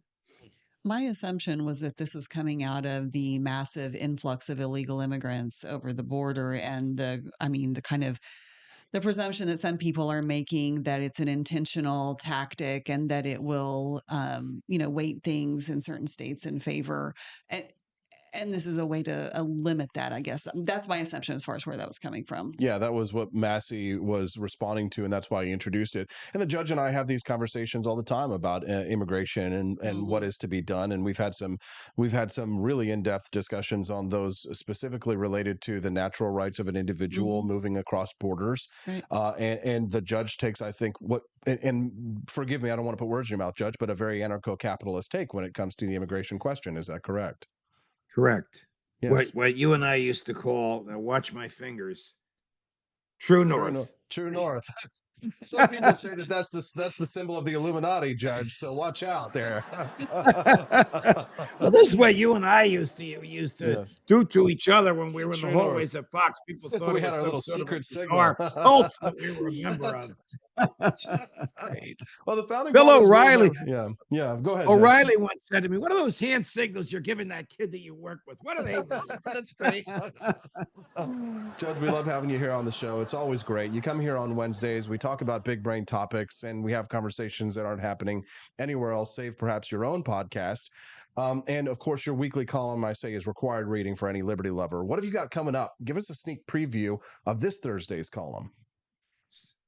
Well, this Thursday's column addresses whether or not slavery was a cause of the Civil War, and this Thursday's column defends the initial answer that Nikki Haley gave when she was asked that question, which she now wishes she hadn't answered, when she said the Civil War was fought over freedoms, government, and rights. It was fought over freedom, governments, and rights. Slavery, of course, was supported by Abraham Lincoln. Was supported by the Congress, which attempted to enact the Corwin Amendment, which would have enshrined slavery into the Constitution. The same Congress at the outset of the Civil War sought to enshrine slavery in the Constitution, as at the end of the war voted to eradicate it. Because because history is written by the victors, and they bend history to make themselves look good. That's what this week's column's about. In terms of the show, yesterday I interviewed Scott Ritter from Moscow with an official of the government. We had over 200,000 views. I said to this fellow, we had a translator, what do the Russians think? Did we lose you, Judge? Looks like he dropped out there, unfortunately. We'll see if we can get him back. Hold on. Let me see what we can do. Hold on one second. Judge, there he is. Okay, you're back. Go ahead. In Moscow, we have a phrase, thank you, Joe Biden. I said, what are you talking about? He said, we are more prosperous now after the imposition of sanctions than before. So that was Scott Ritter yesterday. Today, I have Colonel Douglas McGregor. By the way, yesterday, I had 7. Judge's audio. There we go. Go ahead, Judge. We had 7 shows yesterday. Today, I have Max Blumenthal about his fights with the Israeli newspapers and the Israeli censors to extract truthful information about what's happening in Gaza. And I have Colonel Douglas McGregor about how absolutely dumb and wrongheaded is the defense policy of the United States of America in thinking that we need 900 military bases around the world and that we are the essential nation who can spread democracy, whereas in reality, we don't spread democracy, we spread violence and death. Don't really have it much here at home. So then is it safe to say, Judge, one final thing, is it safe to say then with your defense of Nikki Haley's comments the other day that you will be voting for her in the primary? Not in 100 years. She's Lindsey Graham. Don't misread this. She's Lindsey Graham in high heels. We're going to clip that and take that out of context. You're just kidding. Judge Anna Napolitano, Happy New Year. Thank you very much for your time today. We appreciate you very much. Love you. And we'll see you again next Wednesday here on the Wake Up America show. Have a wonderful day. Thank you. Thank you, Austin. All the best to you, Chamilia. Thank you. Thank you. Thank you very much. Boy, that's such good stuff. That's the big brain stuff. You don't get those kinds of 14th Amendment conversations anywhere else, do you, CJ? No, I learn so much every time I listen to him. And I will tell you, there is very, very few things that make my heart so happy as when the judge laughs. That's just like it's the greatest laugh. Same. I'm so grateful to rumble.com. I just can't say it enough, especially when they put us up here on the front page like this. It's just to see these kinds of numbers gives us heart because a lot of times the people who are tuning into the stream, they come in, they click, they like it, and then maybe they leave, or maybe they don't like it or subscribe and they leave. But, maybe, Chamilia, you've been a big supporter of this show. You can help me explain it a little bit better to all the newbies who are watching, kind of like the lay of the land, like who are we? Like, what are we doing here? Because some people think, oh, maybe it's a part of a big corporation, or it's like, these are very rich people doing this or something like that. But we're a small, tight operation here, podcasting, trying to make it big in the liberty world. Yes, you launched out on your own, a little over a year ago, right? Mm-hmm. And just have built this up from nothing. And it has been a pleasure to watch it grow. And it is unique. Mm-hmm. I mean, this show is unique in terms of, yes, it talks about politics and a lot of the things that, you can probably hear about on a lot of different podcasts all over the place. But the difference is it's not all doom and gloom and, everything is super serious. Like, it's fun. Yeah. We do things with a sense of humor, and sometimes people get offended. It's true. But they get over it, or sometimes they don't and they leave. But and the thing I also have always appreciated about you and your ventures and things like this is that you also cultivate a good sense of community and the community of liberty loving people that have grown out of this. And I like one of my best friends came out of this. All that to be said, that we'd love to earn a subscribe to the channel today and have you join us here every Monday through Friday on the Wake Up America show. So we stream the show live 5 days a week. It's a political news and culture talk show, and we have terrific guests that you can't find anywhere else, topics and guests and content that you're not going to see anywhere else, because a lot of my experiences in the political world, having run for president and for U.S. Senate and for working for the judge at Fox Business Network and starting this own political venture, really make me a unique and seasoned character, I think, to bring you the news of the day. So this is a great day to say, you know what? The Wake Up America show is going to be my destination listening from now on. So click that like button on the stream, subscribe to my channel here at rumble.com, and come back and join us 5 days a week. So now that we're getting towards the end of the show, we've hit all of the big brain stuff. Now we're going to goof off a little bit, even though this is a big brain topic, or it can be. I want to talk about Chamilia's new man crush. Actually, it's more like my new man crush too, if you will. Well, maybe I'm his man crush. We'll have Argentina's Javier Milei. Give it up. Talk about draining the swamp. Yeah. I mean, Javier Milei takes a chainsaw to big government Argentina. And, my buddy Alejandro, as I was saying earlier, is trying to, tamp down my enthusiasm to an extent in terms of what Javier will actually be able to accomplish. But I'm already seeing some very substantive changes that if we saw here in the United States, half of what Javier has done. I mean, he shut down government agencies. When's the last time we saw that happen in America, For sure. And the thing is that, yes, I understand the need for caution. Yes, if we're going to be realistic, is he going to be able to do everything and right away? No, not even in the first year or 2 years, probably. But it's so important that we keep being excited and positive about the steps that he's taking, because he needs to, our elected officials and the leadership in our countries, they need to hear the positive feedback when they are doing the right things, because they hear the negative all the time, but that positive is so important to give them the will to keep going. We don't hear many American politicians saying things like this. I'm going to translate this from the Espanol. This is Javier Milei of Argentina, the newly elected president of Argentina, talking about political correctness. He says, what madness are we living in? The madness of stupid political correctness, where basically it's like saying, if you do not recite cool socialism, or if you're not woke, then you're violent. You're a danger to democracy. Come on, guys. Let's continue with this nonsense. Instead of being ranked 140 in GDP, we're going to be the largest shanty town in the world, right? Like, Javier Milei is a libertarian economist. He's no slouch, right? He's not some podcasting host of the Wake Up America show trying to run for president. He's a literal economist who a lot of people he has angered, not just because he's not a socialist, but because he's been willing to do things like go tell the WEF to their faces that they need to support decentralization, where a lot of people have been triggered by his views, not only on the economy, but also his very pro-America and pro-Israel stance. A lot of American libertarians, did you see what Dave Smith said about him when Javier Milei won? No. He's not perfect. Oh, he's not ideal, but I'm glad he won. And it's like, what the hell? You know why? Because he likes the United States and Israel, right? And American libertarians are so reflexively anti-American and anti-Israel. It just makes me sick, because it's not really about devotion to principles of liberty. You're not for something as much as you're against something. You know what I mean? For sure. And you have to know who your enemies are. You have to define what you're against before you can say what you are. But I really think that American freedom fighters struggle to define who they are and what they are for. I don't see that with Javier Milei. Like, he turned around, like in that interview we just saw there, this concept of wokeism and socialism. He turned it back to economics. He turned it back to what mattered, right? Not being a shantytown, not being poor, not being broke.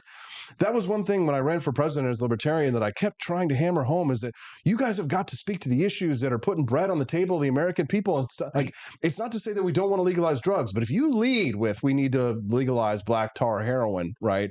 You are going to lose. You're going to lose people. It's not to say that we don't believe in those things, but strategy, tactics, I don't want it to be that we have to be broke and destitute and American in decline.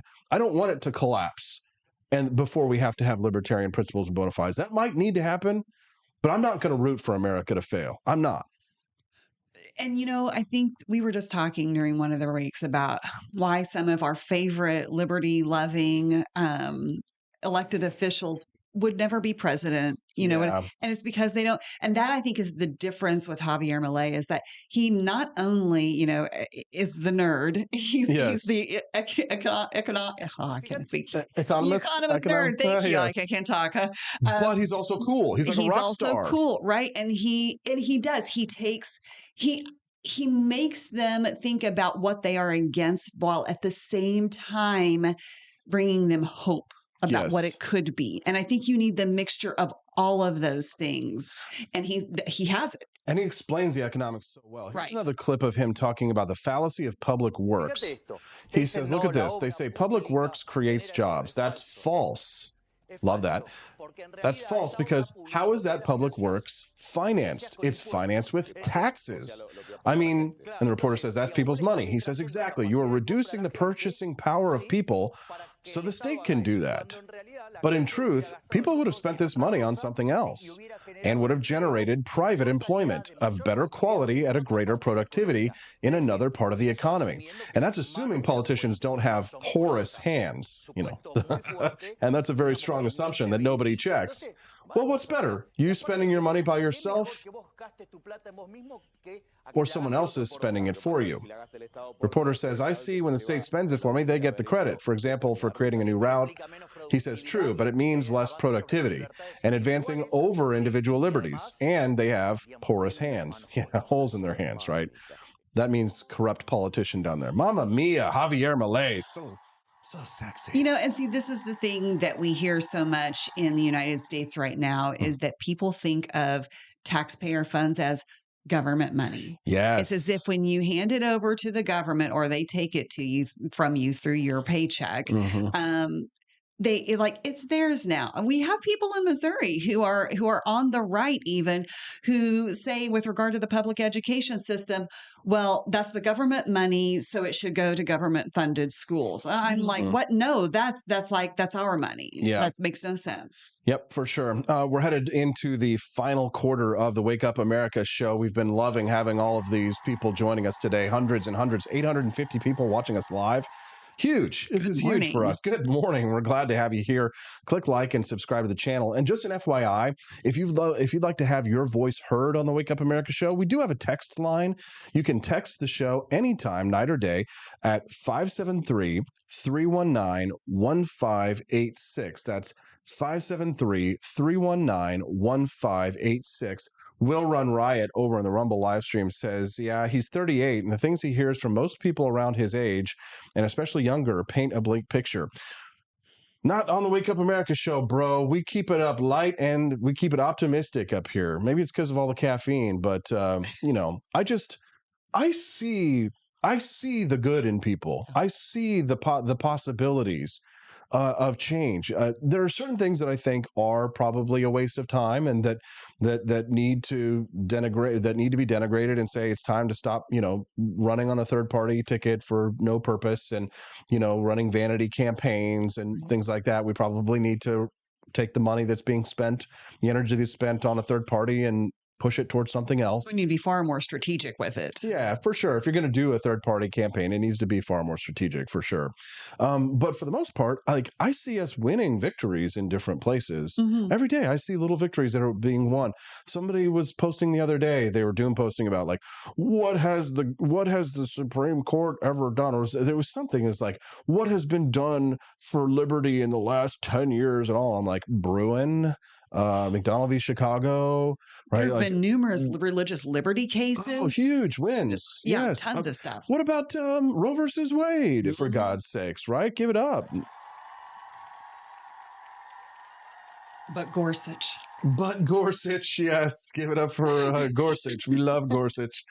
There's a lot of things to be optimistic about and positive for, and we're going to amplify that on this show. That's what the Wake Up America show is for, to get you in a good mood to start your day. So we do hope you come back and join us every Monday through Friday from 7 to 9 a.m. Central Time here on the Wake Up America show. So click like and subscribe and definitely come back and join us again real soon. All right, let's talk about some fun stuff here. The Wall Street Journal opinion piece. You and I are going to have a difference of opinion on this. The title of the piece was, I'll cheer as they cashier the self-checkout device. The glitchy and idiosyncratic machines cause too much retail drama. Joanne says, good riddance. So a supermarket chain in Northern England recently announced they're closing the self-checkout lanes, right? And they're going to return to the fully staffed way of doing business to deliver a better customer experience. This is a trend that has actually started to reshape retail shopping over the past 20 years. In 2021, self-checkout usage accounted for 30% of transactions. That was double of what it was in 2018. But now that is starting to reverse, and more stores are looking at having cashiers in place rather than self-checkout lane. When I have like a billion items, right, I don't like want to sit there and freaking figure out what the code is for the stupid avocado. Right. Like sometimes if I've got like 2 or 3 items, sure, self-checkout. But if I'm going to the grocery store and we've got a bunch of stuff, like I don't want to do that. I don't want to bag that stuff. Bring it out to my car. Like give me some luxury service. You remember the good old days when people would pump your gas at your car voluntarily? I was like, there's a state that still doesn't do it voluntarily. Well, But I yeah. know they force you to do it, but I mean, like you have a difference of opinion. Well, okay, so I understand maybe the desire to go back to more full service checkouts, but the thing is, it's like Walmart did this where you could tell when they stopped incentivizing cashiers to scan things quickly because it was terrible. You would get cashiers who would just like piddly poke their way along and you could be standing there forever because they had no incentive to get you through quickly. So I think if they're going to do that, okay, well, be sure you're really doing good customer service because good customer service really suffered, I think, before, then self-checkouts came along. And then I don't think I'm alone in saying that it's so much easier to go through the self-checkout because then I don't have to take the chance of getting a cashier who wants to like spend half her time, yakking with the person standing in front of them. Like, I'm here to have a conversation, ma'am. Yeah, no, it's true. Oh, that's true for sure. Yeah, you're trying to like rush through it. And because you know why? And that doesn't happen in other states. Right? That's a Missouri thing. Right. Could be. It is. Because like, that's not going to happen in other states. That actually did happen to me recently. I was really in a rush and the cashier was sitting there like having this conversation with me, or it was like, maybe it was a waiter or something like that. I couldn't remember. I was kind of like, I need to go, but I don't want to be rude. Right. In Missouri, we run things a little bit differently here where we're like overly kind in certain ways. It's kind of like, it is annoying. But here's the thing, the checkouts, BIPOC over on the Rumble chat says that some of this has to do with crime. Well, that's what I was going to say. I wonder if that's part of it because I cannot imagine that they are getting things stolen at a much higher rate. Yeah, no, for sure. And it does get annoying, I imagine, for our friends who live in high crime areas or they shop in high crime areas for whatever reason. And it's like, dude, I don't want to have to go and get a cashier in order to buy a bottle of shaving cream or just basic needs. Oh God, can you imagine having to like do it if it was like the condoms, and you've got to go buy the Trojans and stuff like that. And it's like, you got to be like, it's one thing to have to like go to the cashier and be like, I'm gonna have sex later, right? And but like then to have to like be like, can you please get these condoms? Which ones do you want? Extra large. Jeez. No, extra micro. But the theft issue, the thing is I'm not even sure that manned checkouts are going to be the answer to that because the problem is that most stores are afraid to stop people to begin with. I know that it was policy, at least at Walmart for a long time, that they could not do anything with someone who was shoplifting until they were outside of the store. And even then they had to be careful. So that increases the risk because then they're having to chase them outside. And so if something happens, they hurt the person, they can get sued, and there's like all sorts of ramifications that come along with that. Yeah, it's for sure. We have a brand new texter today sending in his message. Michael from the 412 says, in the same way that socialists are blind or naive to theory versus practice when it comes to economics, he says libertarians are when it comes to foreign policy. It sounds great on paper in an ideal world, but it doesn't work in practice. You know what? As a libertarian, I agree. Yeah, I agree. And as much as it pains me to say it, right? And as somebody who has defended a non-interventionist foreign policy for most of my political career, the scales really started falling off of my eyes about 8 to 10 years ago when having had an upfront and center look at the libertarian movements in regards to foreign policies, I really see them as being very ignorant and naive in much the same way that Marxists are when it comes to foreign policy. And as silly as this sounds, I do think it's because most of them have never been punched in the face. And I think that all political parties or ideologies have their utopia. That's Yes. and the thing is, I think it's a good thing to keep that utopia in mind as the goal. But then what you said, I like rings true. Your principles have to live in the real world. Yeah. And so we have to be able to be pragmatic in going towards that goal and knowing that life is messy. Yeah. And Which is not to say that there aren't some, even some anarcho-capitalists who hate the state, who served in the U.S. military and are now very pacifist, anti-war types who say, who have been punched in the face and who say, that I believe in a non-interventionist or an isolationist foreign policy for sure. I still disagree with them to an extent. I'm not an interventionist per se, but I do think that the problem with libertarianism is that there's no actual war strategy, right? There's just hey, we have a means to avoid conflict, right? But the thing is like there's no actual feasible defense plan for what happens when the enemy's at the gates. with the people who don't hold the same principles that you do. Exactly. Right. Like you have to know how to actually slit a Marxist's throat when they breach the border wall, right? So anyways, we have to say thank you to Quest Fanning for the donation, the Rumble Rant. Appreciate you, Quest. Thanks for dropping $1 in the tip jar. He says that I like the Amazon Go stores I've been to. I've never been to one of those. It runs very smoothly. You scan a unique QR code from your phone and then grab what you want and walk out. That's kind of cool. Like you just kind of pick up what you want, scan it with your phone, and then go. That's kind of fun, Interesting. actually. He lives in New York, so he gets all the cool stuff. I've seen something about those online, but yeah, I've never been in one either. For sure. We just crossed 900 people watching the Wake Up America show. What's up? Good morning. Good morning, peeps. If you're enjoying the content today, click like and subscribe. If you missed the conversation about Jeffrey Epstein and the Eros on Epstein Island, that was about 30 minutes into the program this morning. We had a nice conversation about that. We broke it back and forth, some news. So make sure that you go back and watch that a little bit later if you missed it. Right now, we're talking about love in the checkout line. No, just kidding. Actually, I'm ready to move on to the next topic, our final topic of the day, another Wall Street Journal piece. Don't be the worst person on your flight this year.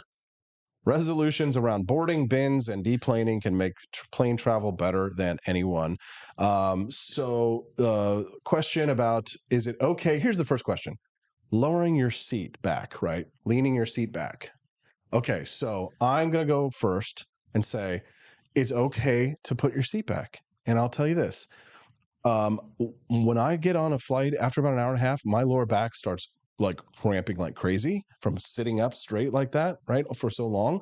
So all I need is the 2 inches that they give me to just get a little bit of relief from that, right? That's all I need. But some people are like, you should have to ask the person behind you, or you shouldn't do it at all, which I think is bullshit, because otherwise why the seats recline? If I can recline, you recline, we all recline, except for the people who sit with their back to the toilet. But you know what? That's what you get for sitting back there. Your thoughts on lowering your seat back? I don't have a big opinion on this. I don't do it, but then I also don't need it because I actually like to sit up really straight. So like anybody who sits in my car is like, what are you doing? I mean, but I understand that for some people it's physically uncomfortable to do that. I think it's a matter of how far back you recline the seat because, you see all the way, baby. You see, well, then you're practically laying in that person's lap. And that's not what cool. I'm like, put them right between my legs. Oh God, like that's when you deserve kind of whatever you get. Like if you are touching them or coming close in any way by doing that, well, it's like beware. Yes. Quest Fanning says if the chair is designed to recline, it's okay. BIPOC doing racism says self-identify as a fat and get a free extra seat. I think I'm past the point of self-identifying at this point, but that is a good point, right? So actually they are giving you free seats if you self-identify as fat, right? My name goes here, who I think it's her first time on the show. What's up? My name is goes here. Flew from the East Coast to Maui. Never again. Ooh, God. Yeah. Stephanie and I did surprisingly well on our Japan flight, but like those bigger jets that they use for that are actually pretty comfy. So when we did that, we flew Delta. It was pretty nice. I didn't have any back problems then, but I did screw up on the way home. I put us with our backs to the toilet. So we weren't able to recline there. And that was a little rough. And that was dumb. I thought, I'll just be able to get to the toilet. And then the smell of the toilet is able to get to you. Yeah. So nice to see you. My name goes here. I hope you'll come back and join us again on the Wake Up America show and that you like and subscribe. Mommy, she's going to Japan. She says, I'm going to Japan to see my son and daughter-in-law and grandbaby. That's awesome. Give him a Ohio gozaimasu for me, please. As we head towards the end of the Wake Up America show, I do want to remind you that the show streams live Mondays through Fridays, and that Chamilia Peterson, who's joining us in studio right now, will be joining us today completely and tomorrow completely. Isn't that great? Y'all are going to be tired of me before this is over this I week. don't think so. I think everybody enjoys having Chamilia on set for the Wake Up America show. All right. So the next item on the list for airplane etiquette is, let's see, armrest tussles. Okay. So if you're in the middle seat, my opinion is that you should get both armrests. Oh, interesting. Yes, if you are in the middle seat and you have to sit in between other people, yes, you should have like booked your seat ahead of time, and you should have like, try to get an aisle or a window if that's what you really wanted. However, I do feel as if you do have to suffer the crushing of the soul and of the spirit and of the body, that you should get both armrests. Your thoughts? It's fair. Mhm. It's like, I mean, the thing is like if you're using your armrest to where you are overlapping the armrest, Mhm. that's a problem. Mhm. Don't do that, because like then you're probably touching, and don't do that. Yes, for sure, for sure. Okay, don't bonk other passengers with your backpack. Yes, please, thank you. I hate that. You ever had somebody do that? They're wearing their backpack in the plane, and then they just rudely just boom, boom, boom, just like smack people on the head with it. Have you seen this? You've done it. Like You've done it. It's closed. It's closed spaces, and they probably are You've just done not this. spatially aware. Have I hit somebody with my backpack? You've done this, I don't- haven't you? I don't think so, but I There's try not something. to. There's something about your facial expression. So, well, here's the thing. Like, I think it's hard for people to be spatially aware of how far their backpack Well, I wonder sticks why. out. Jeez. What's wrong with the depth perception, Chamilia? But I'm also, and you mentioned this earlier, maybe this is one that you're getting to, I don't know, but when I fly, like I literally will just basically sit there until most everybody is off, because I'd rather sit there and not have to deal with, everybody crowding together. Mhm. Yeah. Don't be a bin hog, they say. I guess a lot of people they will crowd an overhead bin and stuff absolutely everything in their coats, scarves, umbrellas, souvenirs, all kinds of crap. I never really had a problem with that, although there may be a couple of times where it's like they force you to check your bag. I hate that. You're trying to do that. You're trying to sneak that little bag in there for your quick weekend trip, so you don't have to you can just get off the plane and grab your bag and go. Right. Yeah. Yeah. Do think twice before asking another passenger to switch seats. Right. Stephanie and I have done that maybe once, so we could sit next to each other. Oh, okay. Right. Yeah. Right. So you want to accommodate, but If there's like a good reason, I can understand that. yes. Somebody says don't watch in-flight movies, TV, or play video games without headphones ever. Agreed. yeah. Yes. Yeah. Don't do that. That's like people who go through the store, having conversations on speakerphone out loud. Do warn people when you are about to recline your seat. Okay, that's a maybe for me. Probably it's not required. It's polite, but it's not required. Yes, I think that it would be a courtesy. Yes. And the most important one, the one that I keep seeing Gavin McInnes talking about and that he's really pissed about, do wait your turn to get off the plane. Yes, wait your effing turn. I hate watching people run to the front of the airplane like they're 5 years old in kindergarten. It's like, how much time are you saving?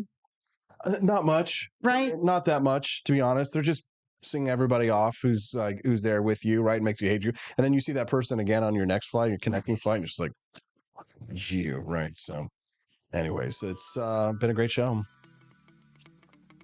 It's pretty much over. Good to Yeah. see you guys. Yeah. It's been a great show. I do want to remind all of you who are watching this morning, all 986 of you, good God, that we do stream this show 5 days a week. So please do me a favor and click like and subscribe to the channel and come back and join us tomorrow. Chamilia will be joining us again on set. It's going to be awesome.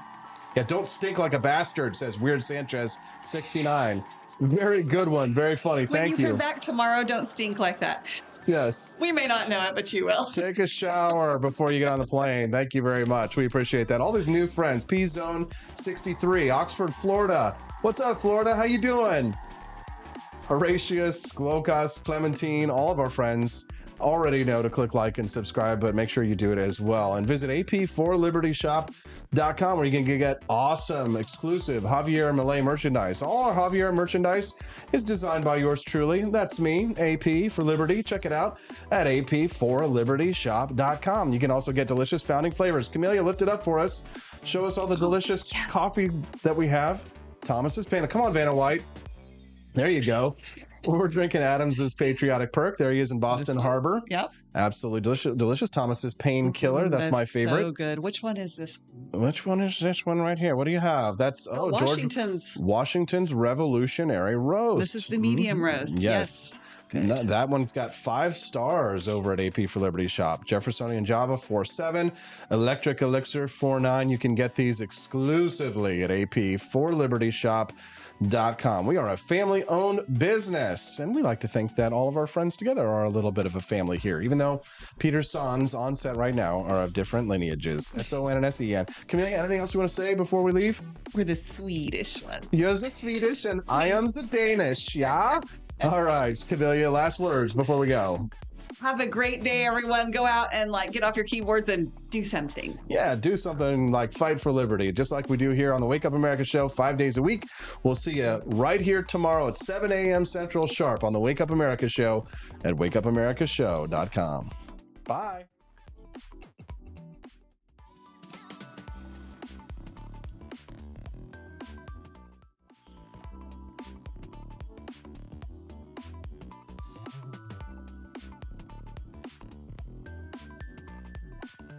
No Goose Lodge in Jamestown, Kansas, your home away from home. Choose the comfort and privacy of our individual rooms, each equipped with its very own locking door and en-suite facilities. Or bring the whole family and make memories in our communal space. Snuggle up on our plush recliners or share a meal around the dining table that comfortably seats 8. Our kitchen is armed with everything you need, from a microwave to a full-size fridge. For a bird's eye view, book the Eagle's Nest. Enjoy the privacy, storage space, and its very own toilet and shower. For just $450 a night, reserve the entire lodge, perfect for reunions or retreats, accommodating up to 8 guests. And remember, Snow Goose Lodge is a haven for kids and dogs alike, so bring the whole family. Book your stay now and get 20% off your first booking using the code WAKEUP. Force behaviors, and at BlackRock we are forcing behaviors. Mao ordered his citizens to throw off the 4 olds.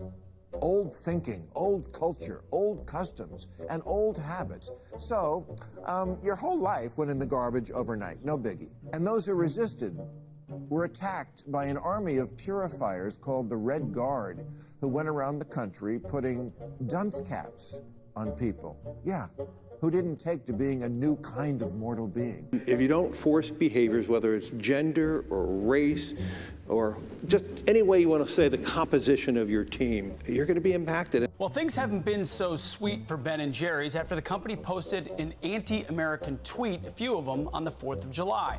The ice cream makers declared the United States was founded on stolen indigenous land. Well, someone should tell Target that, because they're now selling swimsuits with tuckums in the women's section of the store. And they even have a line just for kids. Yeah, we're going to reach out to Ben & Jerry's and ask them how they can live with themselves as they operate a multi-billion-dollar company on stolen land while declaring other people give up their so-called stolen land. This is the child section. This is literally the kids section. I'm next to a literal onesie that says whatever the hell that means. We have glad you came out, and I'm so happy that you're queer. In the kids section. Are you kidding me? I'm sorry, but pride and toddler don't belong in the same sentence. Good news! Starbucks will offer its workers reimbursement of travel expenses related to accessing abortion and gender-affirming procedures. Kyle Rittenhouse was seen wearing a Black Rifle Coffee Company shirt, and they wanted to distance themselves from that individual. Key employees at the company also were donating to Democrats. Hafer doubled down on throwing many in his base under the bus, describing them as racist and a repugnant group of people.